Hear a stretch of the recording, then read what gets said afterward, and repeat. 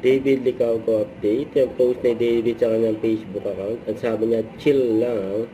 Spotted pa nga siya sa bus stop dyan sa Melbourne, Australia. Enjoy pa nga si David sa kanyang bakasyon dyan sa Australia. Tapos sumabay pa nga si David yung nagpapakitang gilas na nagbibideo kay David. Ang tanong, sino nga ba yung nagbibideo kay David? Yung videographer niya. Ayan, ang bilis si David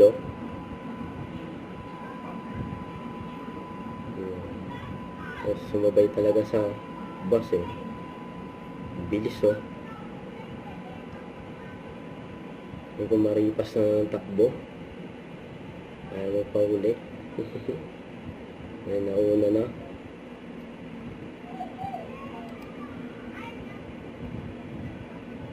yan na, mandar na uli